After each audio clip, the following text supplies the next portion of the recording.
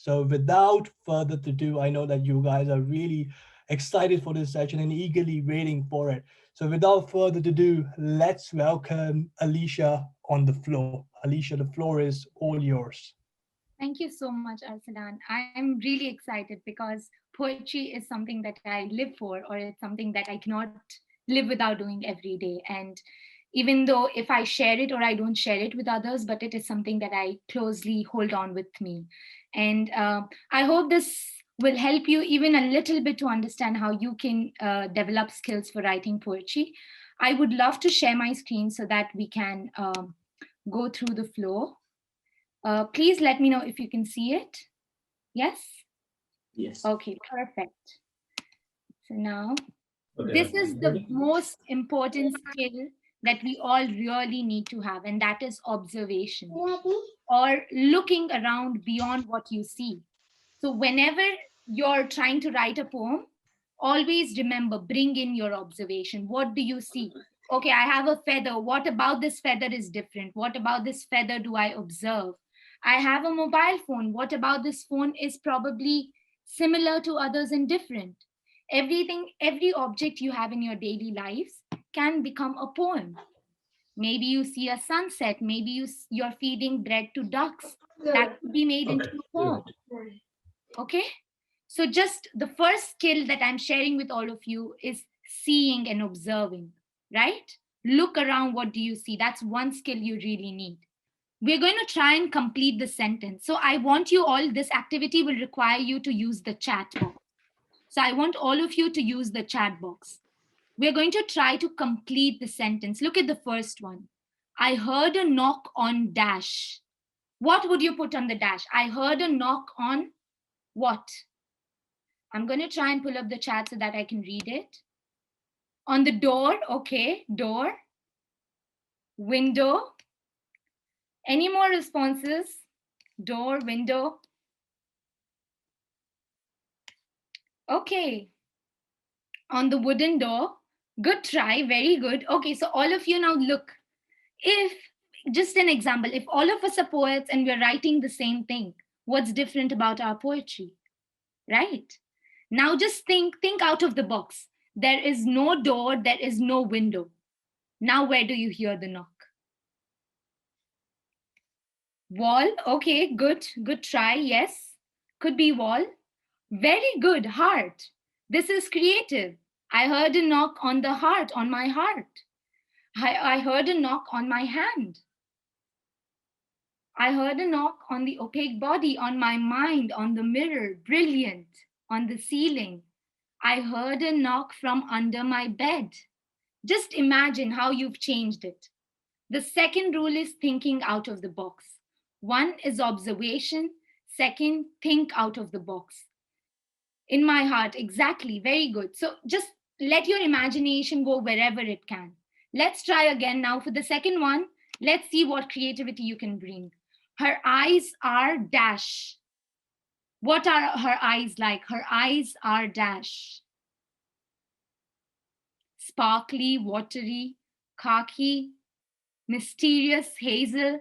Think beyond colors now. Think beyond colors, not colors. Think something else. Her eyes are angry, brilliant, sparkly, lost, scary, wide open, red. Okay, these are brilliant answers. Lazy, emotionless, frightening. Yes, exactly. You're bringing abstract ideas. You cannot see fright, you cannot see anger, but you can see it in the features, in the actions that a person does. And you're bringing that to just eyes, right? Very good. I think this is brilliant, shocking, glistening. Very good vocabulary. Blue as the sky. Thank you, Omaira, for that. We're going to bring that again. Blue as the sky. We're going to come to that, okay? So, exactly. Think out of the box. Think something else. Her eyes are like the light of the sun. Anything. Yellow as the sun. Brilliant. Good job. Now, the last one. What does the inside of your mind look like? Just think about it. What does the inside of your mind look like? Be as creative as you can. What does the inside? Full of knowledge, a As sparkly as diamonds, home, creative, okay. Try to bring a sentence. Try and bring a sentence. It has pictures. I love this. Of course, we have memories in our mind and they're pictures. Very good. Clever, spongy, full of memory. Yes. What else? What else? What else? Even more creative. The inside of a mind has layers like an onion. Very nice. Very nice. We're going to come again to the like and as dash as. We're going to come back to similes. In the inside of an ocean mind, okay, spicy mind. Good try. Very good. As it could be, the mind is like a garden with no flowers. The mind is like a garden during winter, which means it's blocked. There's nothing in it. You could be as creative, deep as an ocean, silly mind, imaginative. It has playbacks of the happy memories of the past. Wow. Like snowy place, wondrous, brilliant responses. Okay, very good. I think I'm very, very happy with these responses. So remember, the first rule is see, observe. An open packet of biscuits could be a poem, right?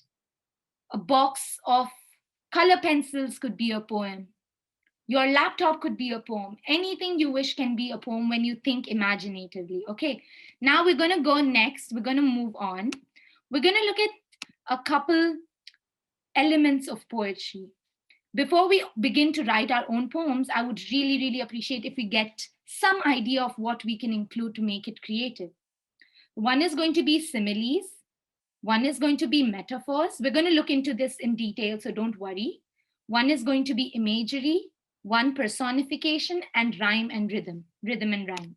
Okay, so let's now first look at similes. Similes describe a characteristic that one has which can be compared to something else. We're going to look at that now. So what are similes? There are a comparison of one thing with another of a different kind. Look at this poem, everyone. This is something I just wrote as an example to show all of you. He walked bravely as a lion. Lions are very brave, right? When they're walking, they're really brave. They're not afraid of anything. With scars that he wore like stars. So bravely as a lion, with scars that he wore like stars. So the scars and scratches he had on his body, they look like stars. Battling the world like a warrior. He was just a person, but how did he fight? Like a warrior. He stood tall like a tower against his bully. So because he was bullied, what did he do? He stood tall against it. He didn't accept it. Now, do you see bravely as a lion, scars like stars, battling like a warrior, tall like a tower? These are similes. These are examples of similes. Let's quickly put a few similes in the chat box. Whatever simile comes to your mind. As green as a diamond. Yes. As soft as a pillow. As kind as the prophet. Wow. As cold as ice. As crimson as fire. Beautiful. As blue as the sky. As hot as a pancake. Yes. As soft as baby skin. As cute as a puppy. Cold as a statue. Cold as ice. Very good. I think these are really nice. Try using like. Don't use as hot as. Now try using like. Funny as a barrel of monkeys. Okay. Good one. Bright like the sun. Good. As hot as coal. Hot like the sun. There could be many words that you can use. All of this does not have to come in all your poems. It can be one poem where you add a simile, but the other one does not have it, and it's okay. Really good. Now, what we're going to do is, we're going to, smart like you, this is funny. We're going to move on to the next one now. So one was similes. The second one now we're going to move on to is metaphors. Do you all know what metaphors are? Anyone who knows what metaphors are? What it means is a thing regarded as representative or symbolic of something else. So when it rains cats and dogs, you can imagine that if it started raining cats and dogs, how that would hurt the floor or on us. And that's exactly why it's used for raining heavily, because that can cause problem. So now let's look at a poem. It's by a student of 8th grade who wrote it. Your writer's notebook is a candle. Can a notebook be a candle? Question mark. No. But why is he calling it a candle? That blazes a fire of imagination. Because when you write, you start to think. So that blazes a fire of imagination when lit with creativity. So a writer's notebook will become a candle when you think, imagine, and start putting that to paper. That your notebook can become a candle because you think so much, you are lighting it up. And there's so many poems that come up. Very good. So I see a yes. So now let's try and think of a few metaphors that you can put. Remember, this might be hard because it is similar to a simile, but it is not a simile. Think of metaphors. Try and think of metaphors. There is no as or like. The Imam is a shining light. The calm lake was a mirror, beautiful. Sky is a fluffy blanket. Very nice. The Imam is a shining light. She was a puppy. She was a puppy would be more like just a description. Try something more creative to that. What else could you add? Probably a crying puppy. My heart is as heavy as a thunderstorm. Okay, that was before, I think. You are a star. The falling snowflakes are dancers. This is beautiful. My mind is like a shiny star. Good job, Neha and Zen. I think so. The falling snowflakes are dancers. Wow, that's really nice. Just think when snowflakes fall, how does that look? It looks like they're dancing. You've got an idea of what this looks like. So very good. The snow is a white blanket. Noor is the sun. Very good. Enlightened soul. Beautiful. I think this is wonderful again. Now, what we're going to do is, I think next is personification. So we will look at personification. Yes, something that is not human is being given human characteristics. For example, the tree's hands. The branches of the tree are thought to be tree's hands. Does the tree have hands? No. Humans have hands. So it's being related to the tree. The sky is crying. You're making the sky cry. Can the sky cry? No, that's rain. But crying is an emotion that humans feel, which you're attributing with the sky. We're going to look at personification. So what does it mean is the attribution of a personal nature or human characteristic to something non-human. Okay, now let's look at one poem. I really like this poem, which I found online. It's called It's Spring by John Foster. It's spring and the garden is changing its clothes. Does a garden change clothes? No. But what does that mean? Now it wraps itself in green shoots, slips on blouses sleeved with pink and white blossoms. That means flowers are starting to come on the ground. Flowers are starting to grow. Then dances in the sunlight. Spring is dancing. Can spring dance? No. You can just see flowers. Now I could easily write, it's spring, the flowers have started blooming and the sun is outside bright, but no. Just look at the way the author has written it. Now it wraps itself. We wrap ourselves, but does spring wrap itself? No, but here he's using that. Now I want you to use one sentence, just one sentence of an example where you're using personification. Try to give an inanimate object or a non-human being, non-human object, human characteristics. Clouds are a ghost. Okay. Falling snow is dancing. Okay. The box's mouth is opening. Very good. The chair with a creaky smile. Brilliant. Rose is smiling with its petals. Wow. Neha heard the last piece of cake calling her. Good job. That is really good. My box is glimmering in the sunlight. The sun is bellowing at me to wake up. Very good. The wind howled at night. I sit on a mat, but it cries. Very good. The crying punch pad. Yes. So you add emotions that humans feel, right? The running clock. The clocks don't run, but it moves. So the running clock, time is running. That's why we use that phrase. Then the sky is, the picture is smiling, beautiful. Flying time, yes. Lightning danced across the sky, good. Very nice. The bed is hugging me. Of course, that's what lockdown is all about. But yes, very good. I think very good responses, guys. When we use an imagery, what we really have to keep in mind is you're allowing the person in front of you to either see, feel, taste, smell, or hear what you're writing. So when I say tiptoe, the person walked into the room. You can imagine someone is tiptoeing into the room, right? Tick tock, the clock kept moving. You can imagine there's a ticking sound of the clock, right? Very good. I think I've got really good responses. Now let's just look at what it really means and one example. So, imagery is basically a visually descriptive or figurative language, and it is usually used in so many poems.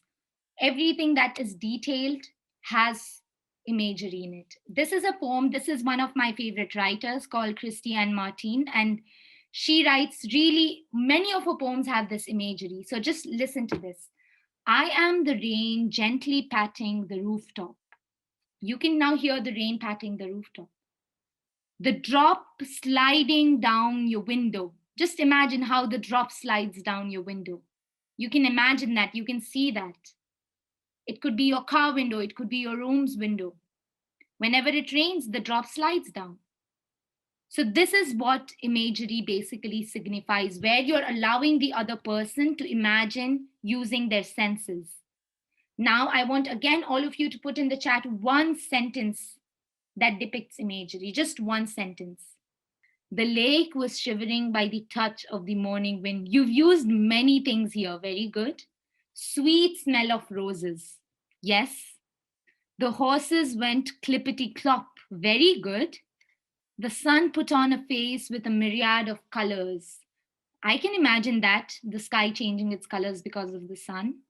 The stench of the rubbish made me sick. Absolutely. It reminds me whenever I have to take out the rubbish from my room. So, yes, good job. I imagine somebody is coming down the roof like Santa. Good job. Now, remember, you don't always have to use I imagine. Even without that, if you just say, he came into my room as though he came down on a Christmas night. So, everyone would assume that that was someone who came like Santa Claus. So, good, very good, I think. I cried my heart out. That just leaves a pain in your heart. The pot was as red as a tongue after a cherry flavored ring pop. I could imagine my tongue getting red. I could imagine tasting the cherry ring pop. So that was a very good example. I could hear the pitter pattering of the rain on my roof. Yes, very good. The book's pages flew open as it was trying to tell us something. Very nice. The sweet honey watering my mouth. I can smell the honey as well. The slurping of me drinking milks. Yes. The bonfire crackles and sends up smoke. Brilliant. I think these are really, really good responses. The sky is falling down like ice. That means it's really cold, and I can imagine that. So good job, guys. Now, the last one that we're going to go on to is rhyme and rhythm, or rhythm and rhyme, as you can call it. So we all know what rhyming words are. Rhythm is pronouncing or bringing out the same sound. Let's look at the meaning. It refers to a pattern of rhymes that is created by using words that produce the same or similar sounds. Now let's look at an example. Again, this poet is one of my favorite poems. Everyone can understand her poem. That's how she writes. Very, very easy words. Nothing difficult to understand. Okay. There is freedom waiting for you on the breezes of the sky. And you ask, what if I fall? Oh, but my darling, what if you fly? Sky and fly. Your entire poem does not need to rhyme. You could follow a rhyme scheme of A, B, or you could follow A, B, B, A. It could be in any way you want. What you see here is A. So the first line is A, where it ends at U. The second line, on the breezes of the sky, is B. And you ask, what if I fall? This does not rhyme with you, so that means this is C. Oh, but my darling, what if you fly? And this is again B, because it's rhyming with sky. Your entire poem does not need to rhyme. You just need a few words that in between could rhyme. Let's try a few examples of 2 lines that rhyme. Okay, let's try bringing rhyme and rhythm. Can anyone recall what are the 5 elements of poetry that we've discussed right now? The first one, you can unmute and just speak. Yes, Zara. Smile. Rhythm and rhyme. Okay, one is rhyme, one is simile. What is another one? Metaphors. Very good. Metaphors and Similes. similes, personification. Imagery. Imagery. Very good. So this is brilliant. I think good job. All of you got it. Now what we are going to do is, I am going to give you 2 prompts. You can choose either one of them. You don't have to choose both. Any one is okay. There are 2 pictures that I want you to observe, read, understand, bring it into your life. Just imagine it's you over there, and you will write a poem, maybe between 4 to 6 lines, just to begin with. Okay, we have about 20 minutes, 23 minutes left. Write a poem with the picture that you see. Choose any one picture, and inshallah, if we have time, I would love to hear those right now. Even if we don't have time, don't worry. I'm adding my email address and my Instagram account, where you can anytime message me if you have any questions. So are you ready to look at what your prompts are? Are you ready to choose one picture to write a poem on? Yes? Show me excitement. Where are the thumbs up? Thumbs up, thumbs up. Yes. Brilliant. Okay. So here I'm sharing the screen. Choose one picture and write a poem on it. Keep writing all your thoughts. Anytime you have a thought, remember, just write it down. Type it down, write it down, store it somewhere, because in the future, when you will edit what you've written, it will turn out to be a beautiful poem. Good job. I think that was really, really amazing. Good job. Very good. So thank you so much, everyone. I'd like to pass it over to Arsalan if he wants to add on anything. Thank you so much, Alisha.